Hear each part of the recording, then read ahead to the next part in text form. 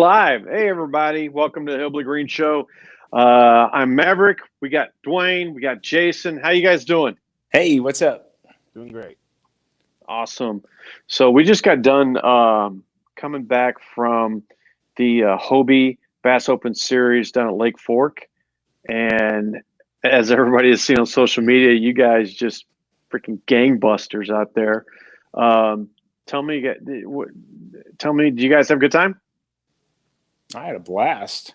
It was awesome. I've never been before, and it's actually my first Hobie tournament too. So it was a really good time. Really? What'd you do to prepare for that one? Not a whole lot. I mean, I did a little bit of map study and things, but and that massive cold front that came through and inches and inches of rain, it was more of a just try to catch a fish in any way possible. It wasn't really a pattern deal or anything you could prepare for. Right.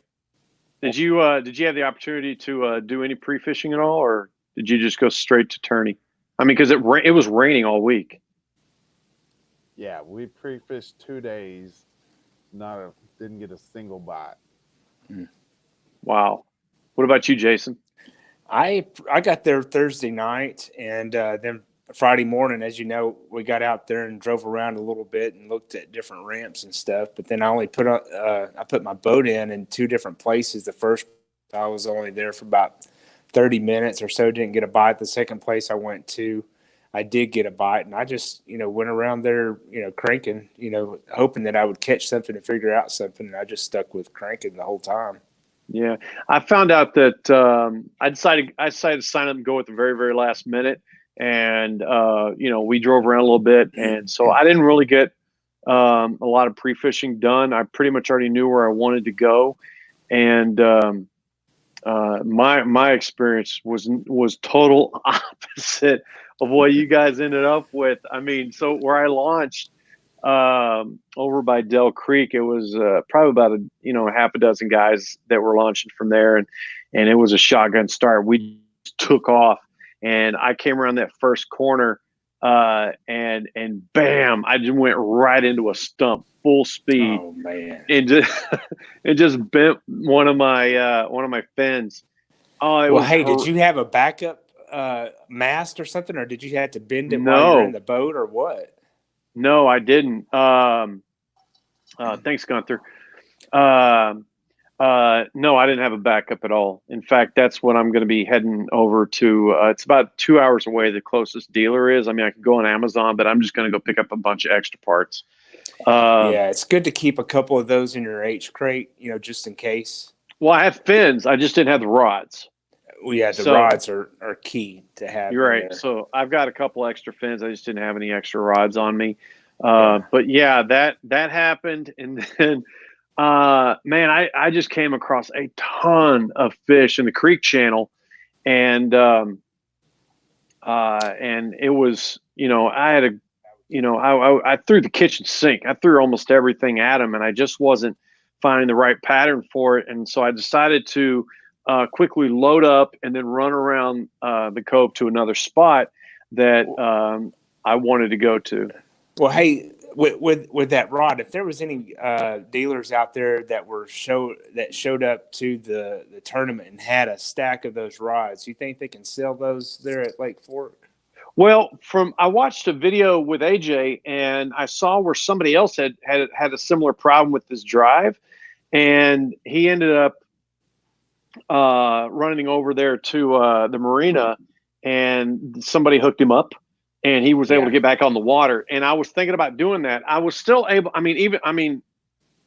should have brought it in the house, but to show you. But the rod is totally bent, but it's still just. I was still able to pedal and get back to the ramp. So I'm just clipping. Mm-hmm. The fins were clipping. So I'm like, I need to get something going. And so I didn't feel like driving all the way back to the marina and see if anybody had anything. But on the way to this second spot. I looked in my rearview camera at my trailer, and I saw my straps flapping in the wind, and I'm like, oh my God. So I started to pull over the side of the road, and I looked up, and the truck in front of me just slammed on their brakes and just squealed them up, and I just had to slam on mine. You know how a gator rolls when it grabs something? I looked at my mirror, and my Hobie, because I was going off the side of the road to slow it to park, it just slid off, and then the nose was still attached, and so it just rolled like a gator. Oh my off goodness. of my Yakima Rack and Roll trailer, and I busted. Turns out I didn't even want to look at what happened. I was a couple pulled over. These folks were sweet, and they helped me out, and they helped me load all my stuff back up and get the kayak back on the trailer, and I just shut the tailgate. I didn't even look at anything. I came home, and I figured with hitting the stump and this happening within 2 hours later, I said, "This is karma. I'm out." Mm-hmm. And today, I went out to the garage to look at the damage, and ended up with 4 spinning rods, all splinters. So I picked up this nest of oh my goodness of reels, and this is how it came. This is it. This is all 4 of them. And they're just wrapped up in, looks like there's a drop shot in here. And they're just busted. The handle's busted off of that one. So, and everything. And then I ended up, breaking my board here, got snapped. A few other things got busted up. So all in all, it could have been way worse. The only thing that happened to the kayak was that the marine mat got scratched on the lid. Oh, so okay. I got lucky that way, and that's it. I mean, that's just, if I didn't have that marine mat, the whole top probably would have been jacked up. But so the mental aspects of those two things happening.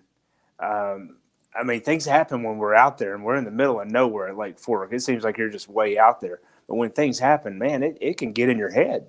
Right. It really does something to you and gets in your head. No doubt about it. Gunther, nothing happened to the lights. They were totally great. They're good to go. Nothing happened to the lights. Yak lights all the way. Thank you very much. But yeah, so I'm going to redeem myself. I might go back for the Bass Elite.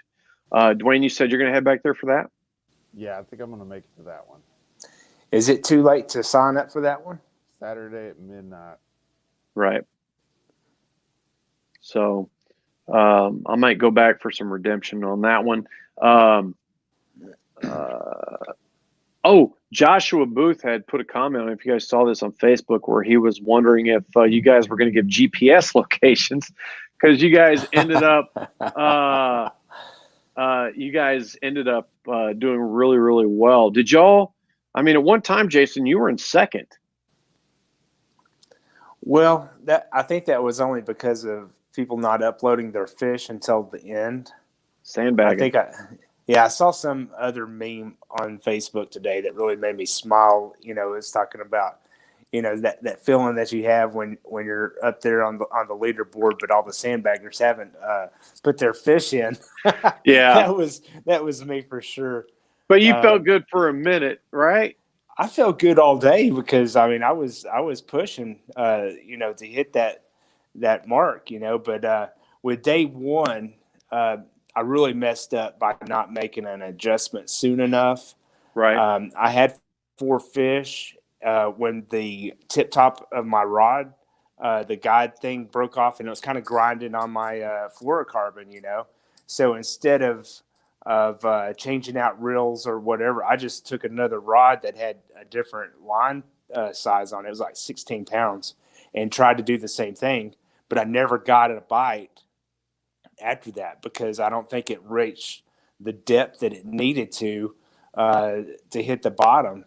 And that night when I came back to the hotel, I don't know if you can call it a hotel. It was the minnow bucket, but I made that adjustment and put that other. I fixed the rod, put that lure back on that rod the next morning. By 7:23, I catch a 20-inch fish. So right then I knew I made the right adjustment, but I just wished I would have done it sooner to have caught my 5-fish limit on the first day. I think that would have made a big difference for me. What size Right. line? What size line was it that you started with? That was the right one. It was 10-pound and Vizex. Nice. It was based on your recommendation Yeah, when I that's what watched I throw, your but- cranking videos, because I was throwing your crankbaits with your technique, man. So it definitely works. It makes a big difference. So I know now that line size and diameter is very important when it comes to cranking, and not to compromise. You shouldn't compromise on that at all. So, Dwayne, you want to kind of talk to our viewers about what your ideal setup is for crankbaits? It really depends on the bait. For example, I caught my first 3 fish on a deeper diving crankbait, and on that one I was throwing 15-pound line Mm-hmm. because actually the 10 works good on that too, but I was just throwing it because I was throwing this deeper crankbait around the trees and things, so I was just trying to keep them on if I got a fish. Right. But it was still hitting about 14 feet.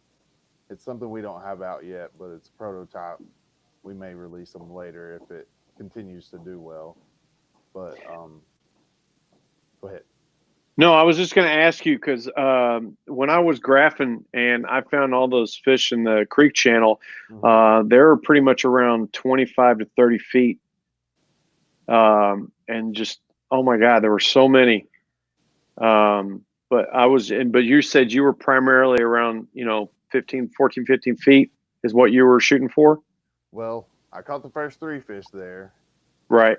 I say that 2 of those fish were probably in 9 to 14, somewhere in that range. Oh, wow. Okay. Yeah, on secondary points in the back of a creek where Right. fish were moving up, getting ready to try to go spawn.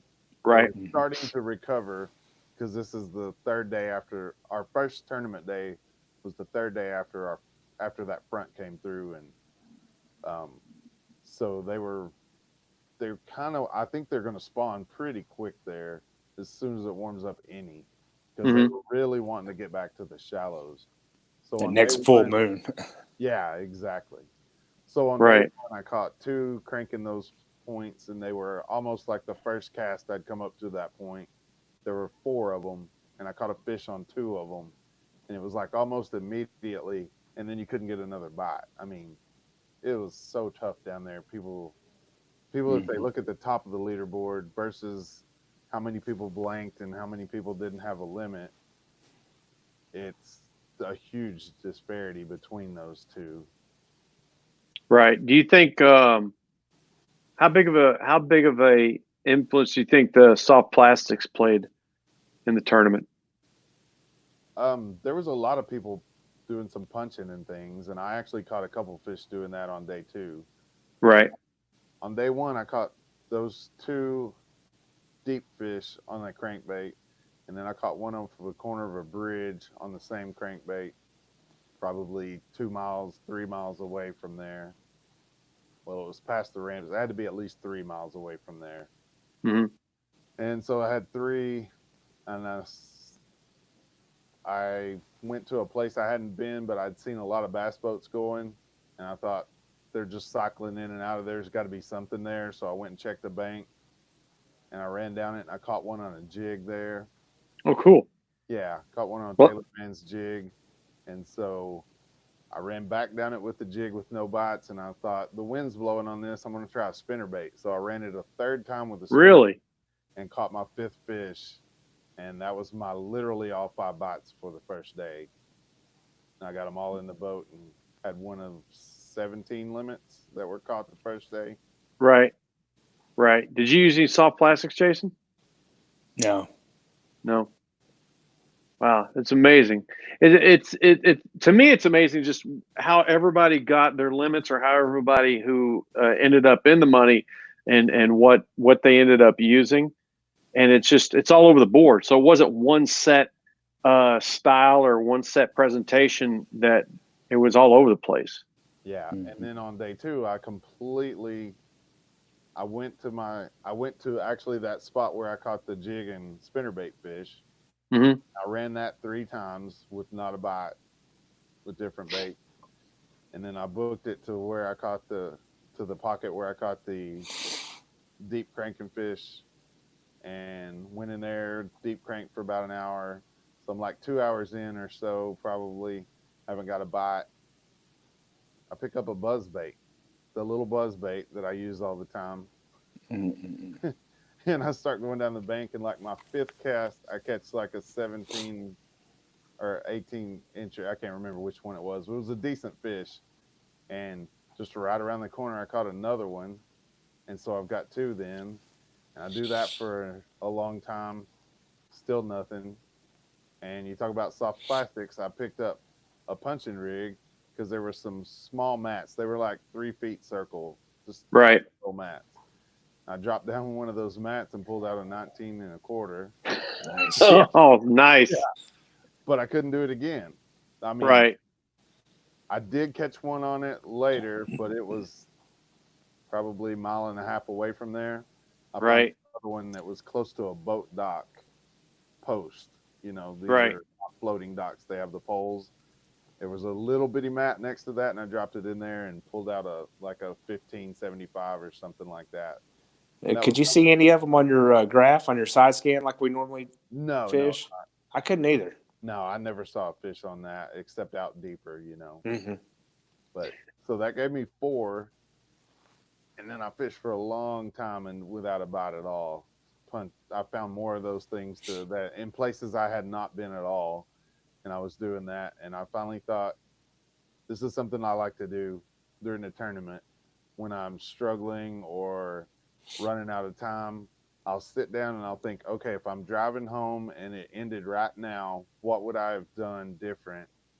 You know, what I would I think we all do that. We all think of like what could we have done different, right? you But if know? you stop during the tournament and think about that and then act on it, it can work sometimes. Because I thought, okay, I Just haven't the seen moment. a square bill.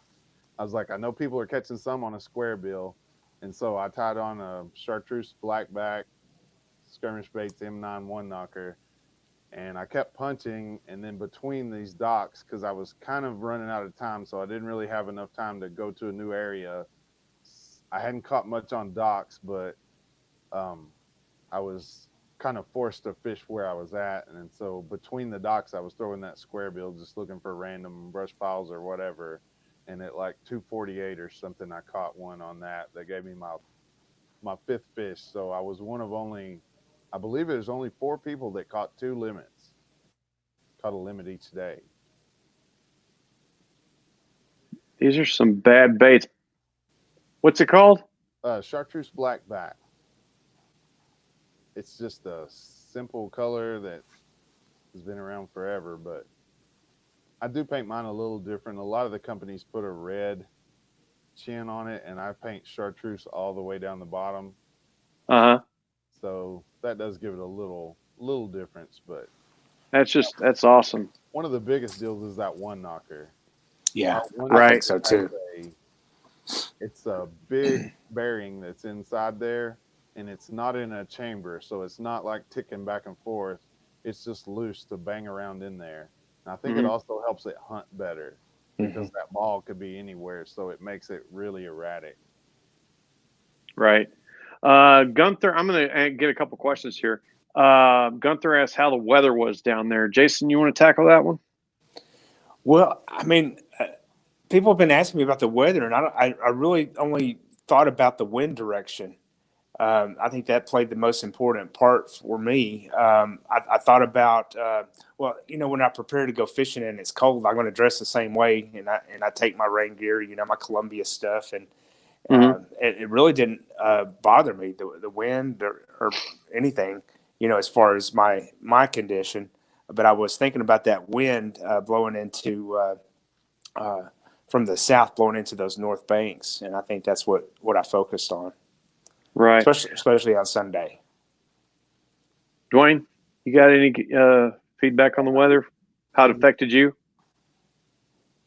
The biggest deal was just that I didn't get a bite in practice. 2 days fishing really hard, and that front had shut them down. So I mean, I am just as amazed as anybody to not get a bite in practice and then pull off 2 limits for the event. Yeah, that's crazy. Dylan asked if you guys are going to do any of the NSK events. If you guys are doing the first ones. I'm gonna try to do all I can. I am not doing the. If I go back for the BASS on Fork, I'll miss the fundraiser, but I'm going to fish as many as I can other than that. Isn't the first one coming up is Greer's Ferry? That's Garrett South, yeah, and I probably won't make it down to that one, but that's a Hey, beautiful Josh. lake right there. Thanks for the comment, Josh. Yeah, if it wasn't for Josh helping me fix my rod tip on Saturday night, I think that contributed a lot. So thanks, Josh. Yeah, it's guys, I'll tell you being able to go to these events and fish with the caliber of big sticks like you guys and Josh and Cody and whatnot, you kind of get a little starstruck sometimes that we're blessed to have the opportunity to do this and to travel and to have these events and be a part of this this group. In the short time that I've been involved in it, it's just skyrocketing.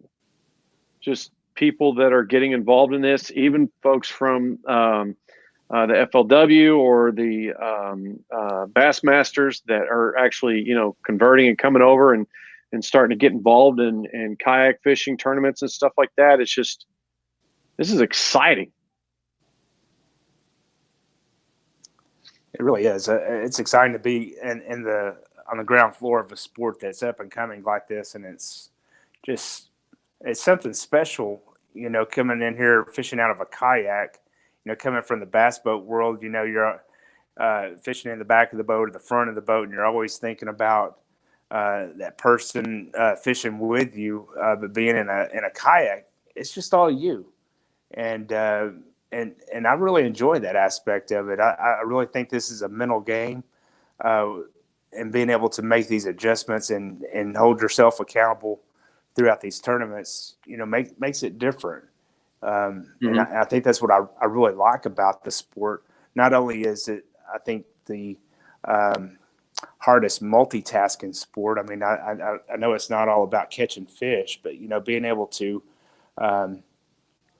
do all these things with your camera and the wind and just everything going on at one time. You're trying to get a picture of a fish.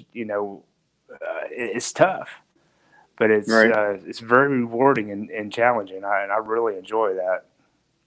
So all three of us were all going to Gunnersville for the NC KBF National Championship. What kind of prep are you guys doing, or are you even thinking about that yet? Ray Hubbard is on my mind right now. yeah, that one's coming up on March 21st in Garland, Texas, and that one's really got me thinking. Trying to coordinate that. As the regional coordinator on that, and really made some mistakes with taking on Texas and not knowing who to coordinate with early enough. We set our dates, and we're working on dates for that. Our first one, we tried to do it in February 9th, and based on feedback from Matthew Scott, he was like, "Hey, you need to push that. It's not going to be good." And then we pushed it to March 14th, and that was in like early October. And then a little while later, Bass announced their dates, and it was right on top of the Ray Hubbard event, but it was right down the road at Lake Fork. So that made me really concerned. And after much debate and thought, we pushed it out a week. But not knowing the lay of the land and not having somebody to talk to on that, I didn't realize there was other tournaments going on at that time, and I just I want to fall on the sword. I made the mistake of pushing that out and then not understanding the lay of the land. But we got a date, we got it set, and that's the next event coming up, and I hope everybody can make it out to that. Do you know how many people are currently registered for that? I do not. I'm just now getting rested, where I can go back to work. I was mentally exhausted. I had some challenges with on the way back. Whenever I load up to head into the weigh-in on Sunday, I have a flat tire, and it's a Sunday, so I had to go all the way to Sulphur Springs to the Walmart before 6:00 and get that fixed. And we pushed through to get back home. I had to work the next morning at 6:30, and so I pushed to get back home. And Dwayne and I followed each other back home. And when I got to Silent Springs, Dwayne and I split off. And I was exiting out of this parking lot, and the back end of my shock broke. I mean, it just articulated in such a way that it topped out, and it totally broke. And it's sitting there dragging, it stuck. So I'm on the side of the road, stuck. It's raining. Whoa. It's crazy. So I mean, the adversity of this event was very difficult.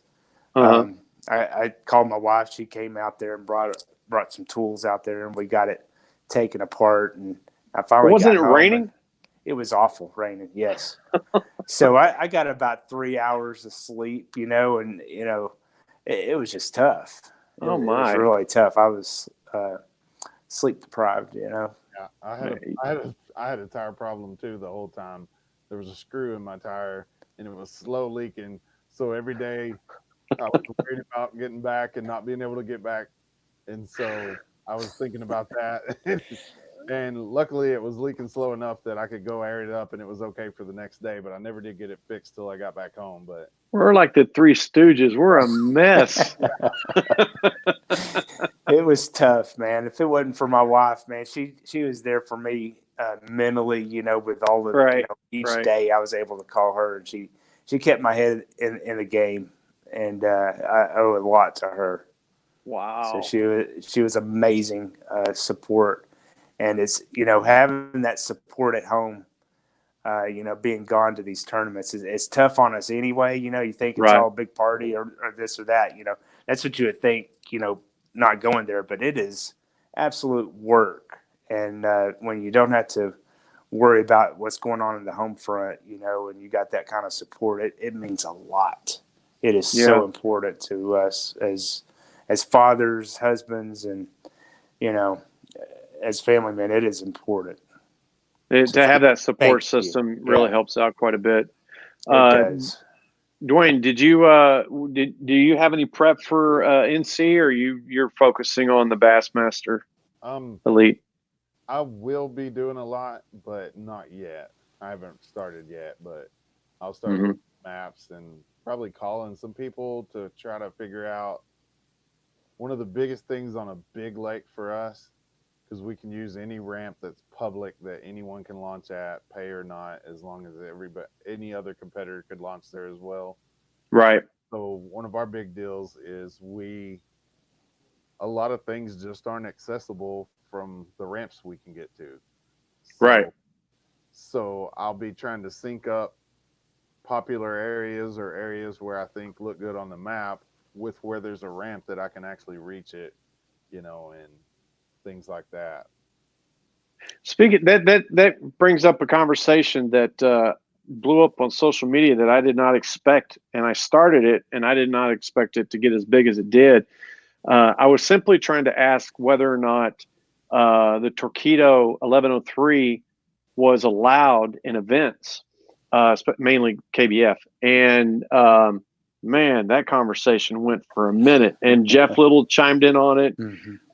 Come to find out, that anybody who has a kayak, or anybody who's considering an 1103, you have to go by your manufacturer's restrictions on whether or not you can have an 1103 on your kayak.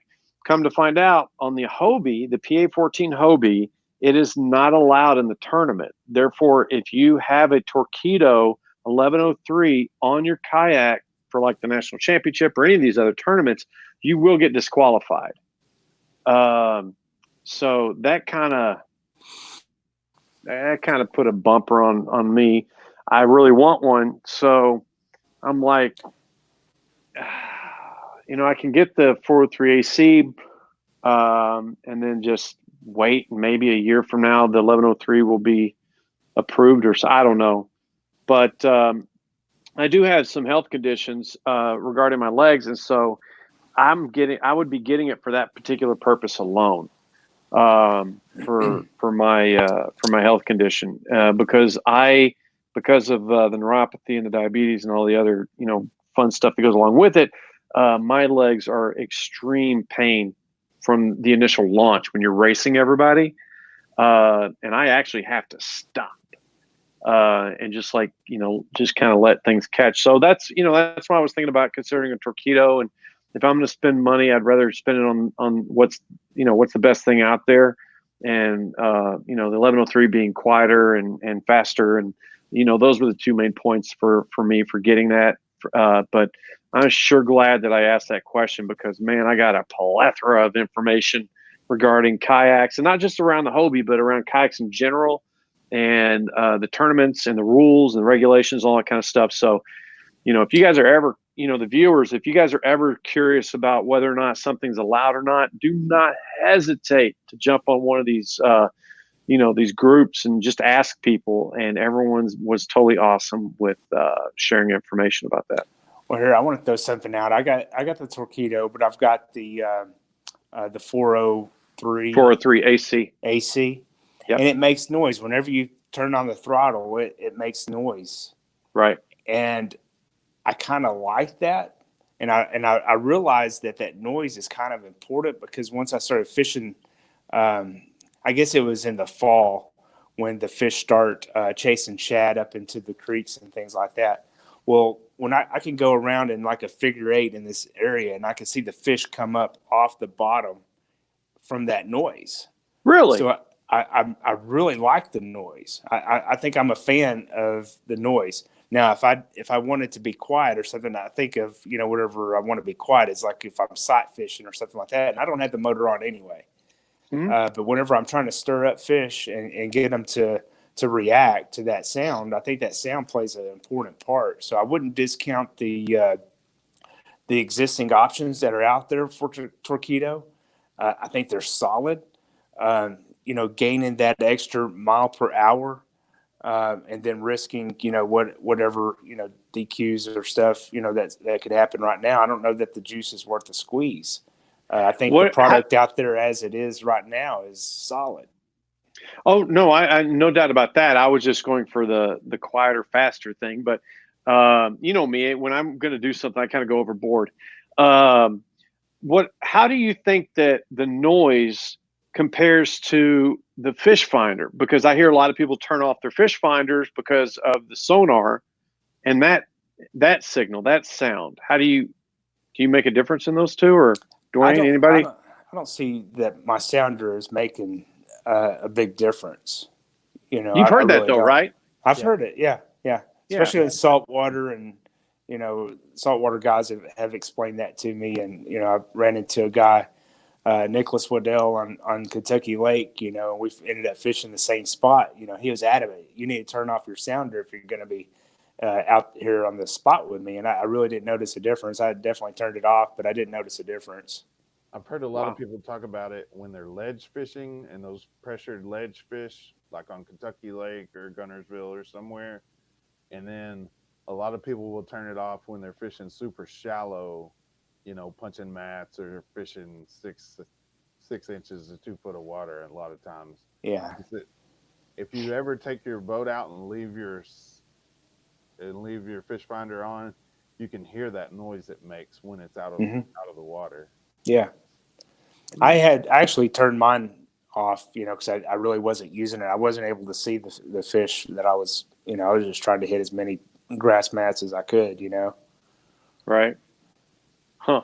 So I used it for, temperature, to see when the temperature came up, and for the time to make sure I got back, or I quit fishing in time. I use mine so much for the clock. I really don't turn mine off much. Yeah, mine's pretty much for water temperature and just to make sure I don't hit anything. because I use side scan quite a bit. So Well, have you noticed on your Hobie where your transducer is located in relation to your seat and where you are in the boat? mm-hmm. It's actually behind you. I mean, if you look back behind you, your sonar is behind you on your Hobie PA. Right. And so you're saying it's a little too late? It's a little too late. Yeah. Yeah, that's why I hit that stump on the shotgun release. You won't see it on your side scan for sure. Yeah. I did not know the trees were so tall in that water. I'm in 30 feet of water and I hit a tree. Yeah. The new pickup fins on the 2020 Hobies are very nice for places like that, no doubt. Oh, that's in my shopping cart right now. Yeah. One time when I was at Lake Fork a couple of years ago, I hit something. I mean, the wind was blowing me sideways. I mean, I just destroyed a Mirage Drive, but I was only out there with a half paddle, right? And I had a 3 mile against the wind half paddle, and right. It was awful. Never again will I go without a full paddle. Right. You need that backup. Well, I'm going to head out to Frontier. It's called Frontier Sports here in Tennessee, towards Knoxville. I'm going to head out there today, and I might, if they have a kick-up fin, I'm just going to buy the dang thing. But I'm definitely going to buy bars. That way I have a backup. That's one thing I liked about having two Hobies is that you have a backup Mirage Drive if you need it. You always chunk one of those. But don't forget your friends at OMTC. I mean, they love you there. Plugging? Are we plugging? Let's plug. Absolutely. All right, go talk to my wife there at OMTC, Jessica Adams. Right. Wait a minute. You got a connection? I do. Yeah, those people are taking good care of me. Matter of fact, I wouldn't been able to do that tournament this weekend because I don't have a boat right now. So I'm on the I was on the Hobie local fishing team, and I gave the boat back that I was using last year, and I was hoping that I would have my new 360, but it's not going to come in for another couple of weeks. And I asked Bruce, I was like, "Hey, dude, I need to borrow a boat." He says, "Here, take Dwayne's old boat." So I was able to try out a PA-12, which I've never been in a PA-12 before, or fished out of one. I've done them use them at demos and things, but I actually got to fish out of the PA-12, and I kind of changed my mind on what boat I wanted for the next season, and I went from the PA-14 to the PA-12, and I'm pretty excited about it. That's my dilemma, but you guys are kind of talking me into a 12, and then getting to see them. They look amazing. So, yeah, I'm looking. Who was that painted their H crate and Hobie Rill bucket? Jason Kinsey. That was Jason Kinsey who did that? Yeah. That looks so amazing. Awesome. Oh, my God. Using that key lime Home Depot paint. Amazon green is the color of that new boat. And, it's called Amazon. Yeah. Amazon green, yeah, and I think with the Hillbilly Green Show, I think when you get your new boat, it would have to be that new Amazon green color from. Oh no, that's a given. That's definitely a given. So and so I'm definitely going to be looking at that.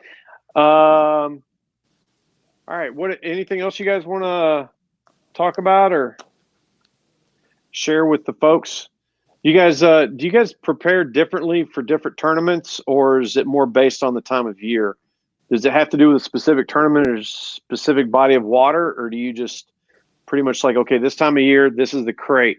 I was watching a Fluke Master Gene Jensen video, and he's got these crates, and he just labels the whole thing. And one said, Florida, and then another one said, Rayburn. So he just has a specific box for every body of water.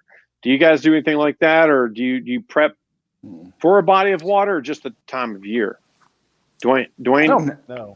I'm sorry. No, it's okay. I just want Dwayne to contribute. I just take and go through all my stuff because I have lots of extra boxes, but I only take like 6 3700s and then soft plastics and stuff. So I'll dump out all the soft plastics. And then I've got bins on the wall where I have soft plastics, and I'll go through and pick out things that I think I'll use at where I'm going and the time of year and same thing with the boxes, with the hard baits and wire baits and jigs and things. So time of year plays a big part on it, not just Oh, the body of water. yeah, and depending on where you're going, there's different colors and things you think you'll use, but I keep it pretty basic anyway. I'm curious if Josh Stewart uses anything other than Senkos. I mean, does it? I mean, from La Crosse to way down here in Texas, I mean, the guy's like Senko king. I ran into him at a Walmart one night near Kentucky Lake, and he was looking for black Senkos. So I know he supports Walmart and those Gary Yamamoto Senkos. So. Yeah, yeah, most definitely. What about you, Jason? Do you prep for the water or the time of year? Well, I don't have that much tackle and stuff. I don't have tackle sponsors or anything like that. So I just bring everything I have. And usually throughout the year, I use up everything that I have. And then beginning of the next year, I'm pretty light on everything. So I just, I throw it into one little tub, and I've got, everything I own with me. But then I go out there and I try to listen to what the fish want and just try to do that. If I get bit, I just do, try to do that again.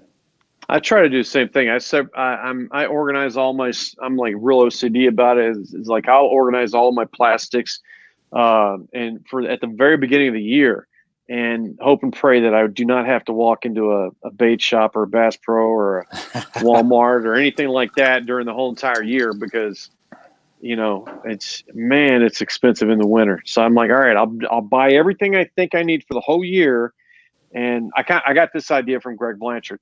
You get everything you need for the whole year and then you're done. And then you just try not to go out there and buy those specialty baits. One thing I am trying to narrow down on is my colors, because I was like buying the whole rainbow and just like, wow, it looks really good on my pegboard.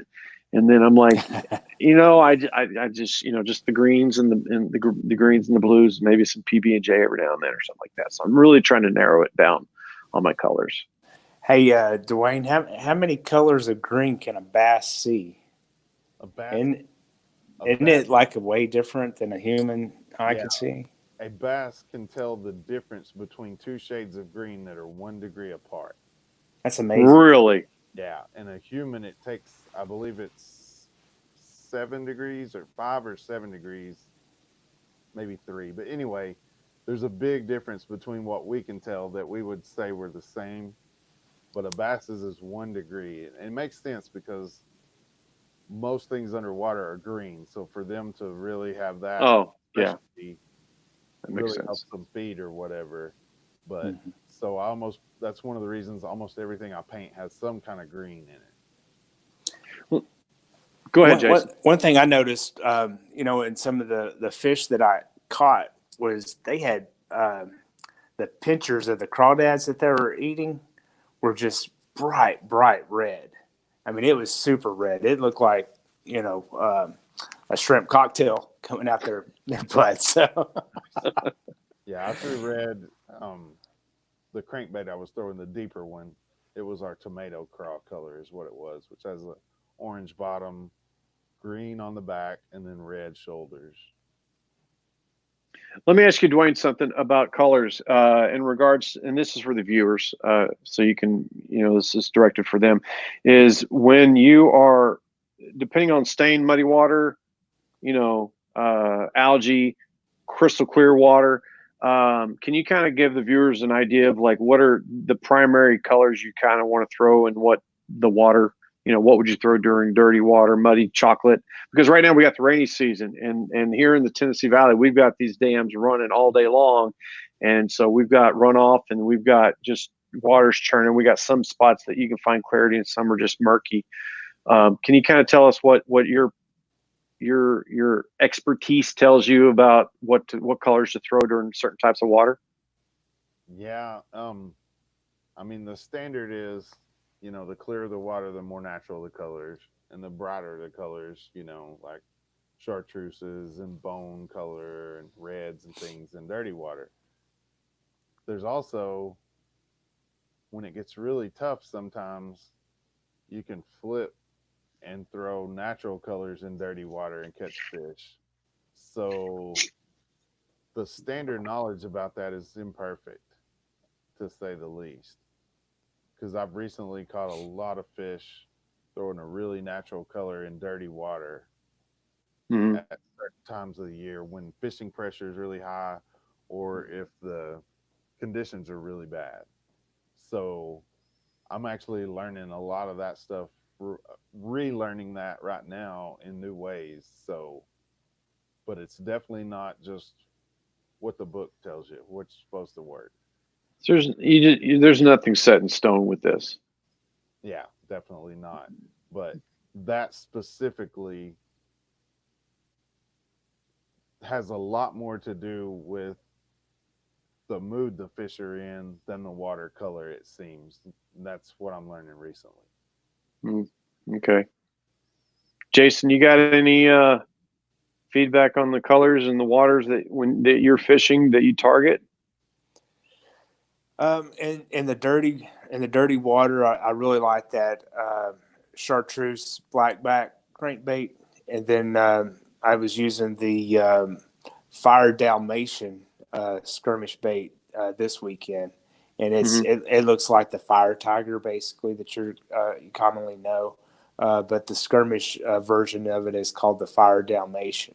Yeah, it kind of looks like it's the base colors of a fire tiger, but it has more of leopard spots. Mm-hmm. It looks like the old bomber color that had the leopard spots on it that was the fire colors. And I was down to one crankbait, and I was thinking to myself, if I lost this crankbait, where's Dwayne at? And if I can't find him, who else on this lake might have one of those baits? I I have two of them. stressing. Dwayne helped me out, and I got a couple of those. Of course, I didn't get to fish them, but I'm definitely going to do that in the next tournament. I like to throw craws in the muddy water. Um, and if the water's more clear, then I'm looking at for hard baits. I'm looking at more of like transparency in my hard baits. If the waters are clear, then if I could see through it and I can see light through the bait, then that's something that I'm probably going to end up throwing when the water's a little bit clearer. In that muddy, darker water, it's going to be more of the chartreuses and the craws and things of that nature. Um, so, when we were talking earlier about Lake Fork and on pre-fishing, I actually caught two fish on pre-fish. I caught one on a frog, a white a white black spot bouillabaisse pad crasher. Wow. I was throwing it at those mats from the shoreline, and I ended up catching one there off of that. So that was kind of fun. I love throwing frogs. So I can't wait for that. Around May, to just start hauling that thing and just chunking those frogs. Excited about that. Yeah, Mhm. that was, you were telling me that, and I was like, man, it's EBSing me because I need to know if this is real. No, I But can't. listen, I don't know how to prove it, but I caught two on a buzz bait, so I absolutely believe you. yeah, it was. But like it was really, really, really shallow. Like I said, I was throwing it from the shoreline. I didn't put in Yeah. on pre-fish or anything like that. I just wanted to drive around all try to find as many back road launches that I could possibly find, and try to stay away from the main boat launches, because a lot of the places that seem to have, the spots where you either found that information from either locals or from YouTube or wherever, you kind of had to travel. And so some of these boat ramps on Lake Fork aren't anywhere near where you wanted to try to get to. And so I got the truck a little muddy trying to get up in these spots. Well, that lake is kind of small, and if you did have a torpedo, there isn't many places you couldn't reach on that Right. lake. So with the bass tournament coming up there, if you do get a torpedo, I think you can reach all those places pretty easy now. Another Right. thing Right. about it is the road system with all those bridges. You can go Mhm. from, if you had to go all the way around the lake, it would be a long ways to everything. Mhm. But with all those bridges, you can drive from one part of the lake to the other really easy. Yeah. Right. Right.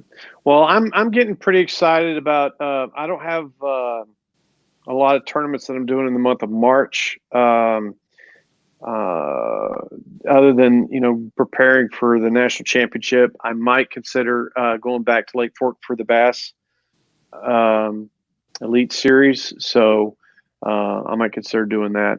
But really, the only thing I'm going to be doing is I just moved into my new place here south of Nashville. So I'm like halfway between Nashville and Chickamauga. So I'm probably going to be spending quite a bit of time in my off hours traveling down and trying to get as much time in on the water there as I possibly can. If I can get the money, I'd be happy with that. So, but need to look up Steve Owens. He's there and just a great guy, and he fishes Chickamauga a lot. So, right. Well, I think we're gonna go ahead and bring this show to a close. You guys want to plug anything before we go? Dead silence. I was going to let Dwayne go first. Just Taylor Man's Custom Lures makes all my jigs and spinner baits. I use those this weekend, and also, of course, skirmish baits that I paint myself. I caught them on a deep diver and our square bill, and OMTC, of course, Hobie kayaks, and this is the first tournament since I got my new Dakota lithium batteries. Love those things, man. That thing charges so fast. Like when you get back and start charging it, you can unplug it usually before you go to bed, even, because it's already charged for the next day. Holy cow. Yeah. Is that a 10 amp hour that you got? Yeah, and they've got like a 23 amp hour and 50, and I mean they've got whatever size you want. And where do you store your battery on your Hobie? I put mine in the front hatch right now. Is where okay. I just made some room in there, and that power box fits right in there.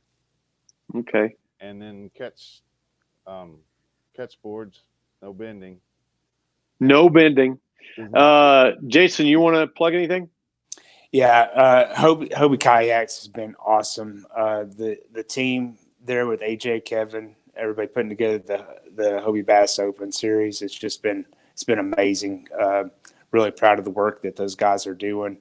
The Performance Paddle Sports team, it's our regional team that works directly with Hobie. I want to give a big shout out to them. Thank you, Lawrence, Columbia, Astral Footwear, Accent Paddles, and of course OMTC. That has just been there for me for many years. I really appreciate those guys.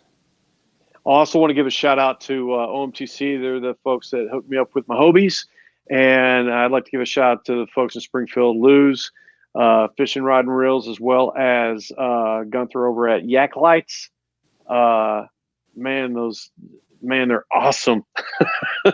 When I was launching, I was showing off the spotlight that if you hit the button twice, it alternates the navigation lights. So it looks cool. Like the police. And one of the guys asked me to light the whole boat up, and like 3 other people said, do not do that, because I had when I was up off the water and at the truck, I had it all lit up so I could see what I was doing. It was like 4 o'clock in the morning, and I mean, thing looks like a UFO. But I want a big shout out to Yak Lights. You guys can go to yaklights.com and get yourself a kit and hook yourself up. So I want to thank everybody for watching our episode here on the Hillbilly Green Show. We couldn't get Marcelo on. He had to work at Bass Pro today, so he wasn't able to join us for today's live stream. But we will see you guys again very shortly. And thanks again for watching. Bye, everybody. Thanks. Bye.